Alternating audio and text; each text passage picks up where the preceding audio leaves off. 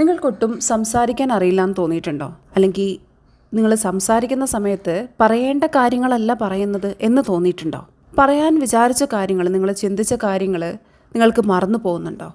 ഇതൊന്നും ഒരിക്കലും നിങ്ങൾക്ക് സംസാരിക്കാൻ അറിയാത്തത് കൊണ്ട് വരുന്ന പ്രശ്നങ്ങളല്ല. നിങ്ങൾ ഒരുപാട് കാലം ജീവിച്ചത് സർവൈവൽ മോഡലായിരുന്നുവെങ്കിൽ തീർച്ചയായും കമ്മ്യൂണിക്കേഷൻ നിങ്ങൾക്ക് ബുദ്ധിമുട്ടായിരിക്കും.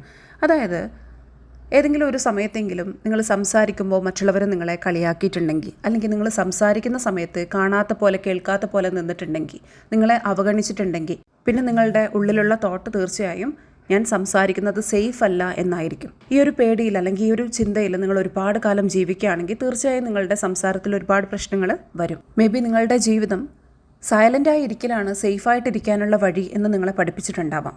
പക്ഷേ എത്ര കാലം സംസാരിക്കാതിരിക്കും അല്ലേ? ഇനി അങ്ങോട്ടേക്ക് ആ ഒരു ഭയം നിങ്ങൾ ഒഴിവാക്കുക. ഇനി മുതൽ സംസാരിച്ച് തുടങ്ങുക. ചെറുതായി നിങ്ങളെ എക്സ്പ്രസ് ചെയ്ത് തുടങ്ങുക. നിങ്ങൾ സംസാരിക്കുമ്പോൾ ആരെങ്കിലും അത് അവഗണിക്കുന്നുണ്ടെങ്കിൽ, കേൾക്കാത്ത പോലെ നിൽക്കുന്നുണ്ടെങ്കിൽ, അല്ലെങ്കിൽ റിജക്റ്റ് ചെയ്യുന്നുണ്ടെങ്കിൽ അതൊരിക്കലും നിങ്ങളുടെ തെറ്റല്ല എന്നുള്ളത് മനസ്സിലാക്കുക. എല്ലാം ഒരുമിച്ച് ഫിക്സ് ചെയ്യാനായിട്ട് ശ്രമിക്കേണ്ടതില്ല. കമ്മ്യൂണിക്കേഷൻ ഒരുമിച്ച് ശരിയാക്കിയെടുക്കാനായിട്ട് നിങ്ങൾ ഒരുപാട് കഷ്ടപ്പെടേണ്ടതില്ല.